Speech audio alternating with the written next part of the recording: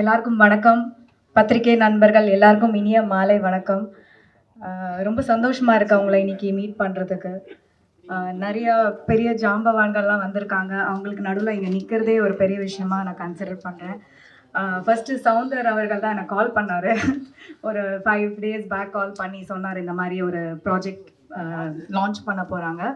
அதோட ஐடியா சொன்னாங்க. And he told his wife will talk to me about it Tamannaah. So அவங்க வந்து first explain பண்ணும்போதே ரொம்ப இன்ட்ரெஸ்டிங்காக இருந்தது.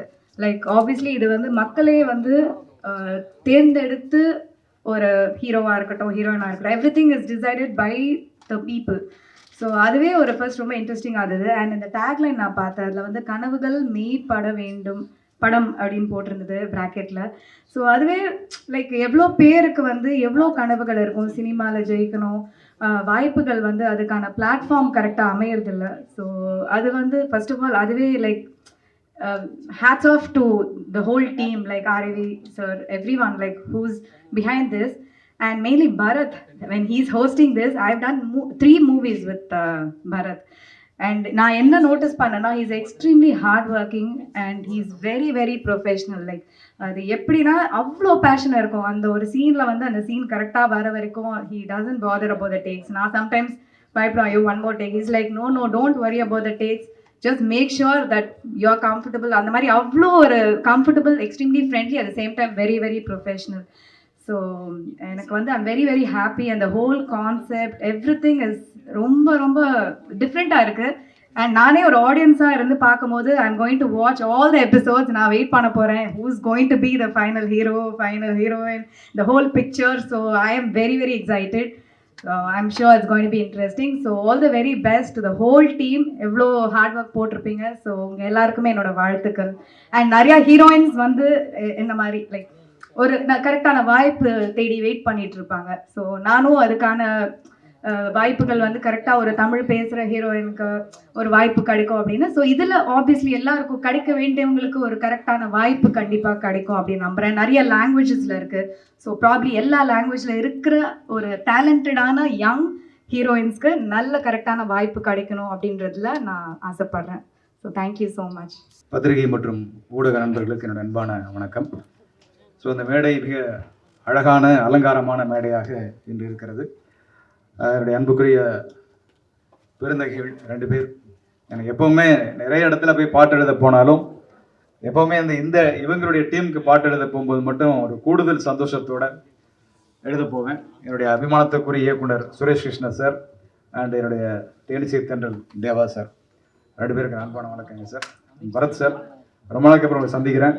எப்போ சந்தித்தாலும் நான் உங்களை ஒரு 15 வருஷத்துக்கு மேலே பார்த்த மாதிரி அதே மாதிரி வந்துட்டுருக்கீங்க. இது உங்களுக்கு கிடைச்ச ஒரு பெரிய பிராப்தம் தான் சினிமாவில். ஸோ இந்த பிக் பிக்சர்னுடைய கான்செப்டுடைய தயாரிப்பாளர், அதனுடைய கர்த்தா, எப்படி வேணாலும் சொல்லலாம், ராஜ் நவீன் அவர்களுடைய பெரிய நன்றியும் பெரிய பாராட்டுகளும். இந்த ப்ரோக்ராம் வந்து ஒரு சாதாரண ப்ரோக்ராமாக தெரியல. இந்த நிகழ்வு, இந்த கான்செப்ட் எதுவுமே சாதாரணமாக தெரியல.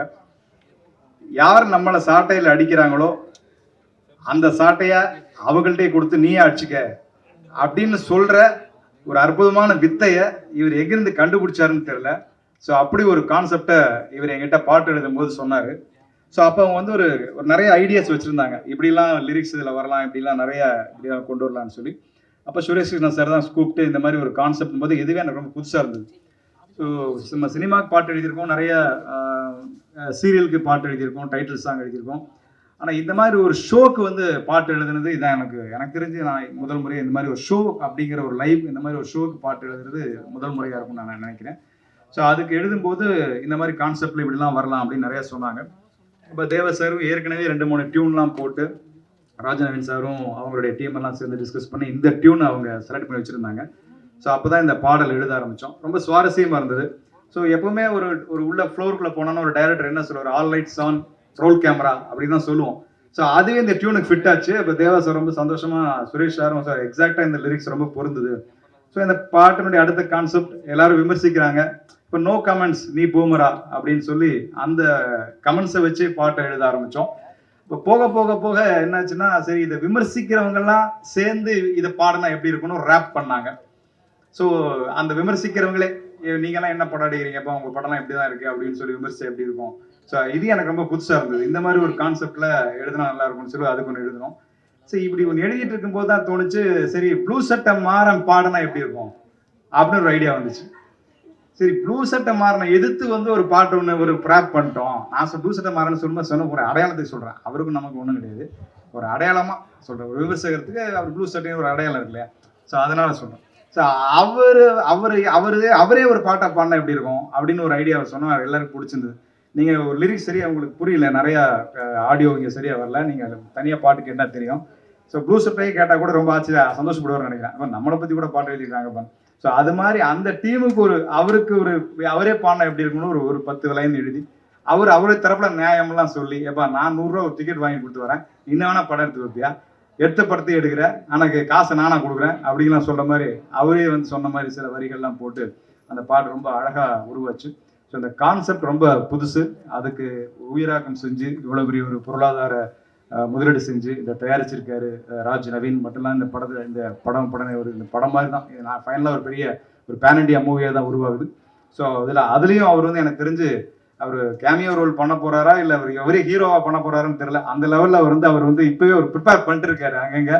ஸோ கண்டிப்பாக அவர் ரோல் பண்ணுவாருங்கிறது இந்த 2 ப்ரோமோ பார்த்தோன்னே எனக்கு ரொம்ப உறுதியாச்சு. ஸோ இப்படி ஒரு அருமையான ஒரு பாடலை எனக்கு கொடுத்த ராஜ் நவீன் சார் மற்றும் அவங்க டீம் அண்ட் வந்து சுரேஷ் சாருக்கு ரொம்ப என்னோட மனப்பூர்வமான நன்றி. அவர் எல்லா படைப்புகளிலும் என்னுடைய பெயரை வந்து அவர் எழுதி, ஃபர்ஸ்ட் சுரேஷ் கிருஷ்ணன் எழுதுவார், அதுக்கடுத்து தேவா சார் எழுதுவார், 3வது என்னுடைய பெயர் அவர் கண்டிப்பா அவருடைய அரிசியில் என்னுடைய பெயரும் இருக்கும். ஸோ தேவா சார் ரொம்ப மகிழ்ச்சி சார், உங்களோட நிறைய பயணம் செஞ்சிருக்கேன், நிறைய பாடல்கள் எனக்கு கொடுத்துட்டே இருக்கீங்க. ஸோ உங்ககிட்ட பாட்டு எழுதும்போது மட்டும் நான் ஆரம்பத்திலேருந்து எழுதும்போதும் எனக்கு ஏற்படுற ஒரு பெரிய மகிழ்ச்சி என்னன்னா, பாட்டெல்லாம் முடிச்சுட்டு கம்போசிங் முடிச்சுட்டு அது வந்து உங்க ஹார்மோனியம் மட்டும் சார், அது வந்து இந்த அலாவுதீனோட அற்புத விளக்கு மாதிரி தான், அதை தொட்டோடனே டியூன் வந்துடுது. ரொம்ப நேரம் நீங்க வந்து 3 மாசம்லாம் காது கேட்கறது இல்லை, ஃபாரின் போறது இல்லை, குரூஸ் கப்பல் ஏறுறது இல்லை, ஆனா நீங்க தொட்டினாலே வந்து அது டியூனா வந்துடுது. அது பெரிய ஒரு மேஜிக். அதையெல்லாம் தாண்டி டியூனை முடிச்சு அப்படியே சந்தோஷமா நீங்க ஒரு ஆனந்த காஃபி கொடுப்பீங்க. அதை அனுபவிச்சவங்களுக்கு மட்டும்தான் அந்த ஆனந்தம் என்னன்னு தெரியும். ஸோ அந்த ஆனந்த காஃபியோட இந்த பாடல் எழுதின பெரிய வாய்ப்பு கொடுத்தமைக்கு இந்த எல்லா டீம்ல இருக்க எல்லாருக்கும் என்னுடைய மனப்பூர்வமாக நன்றி தெரிவிச்சுக்கிறேன். நன்றி, வணக்கம்.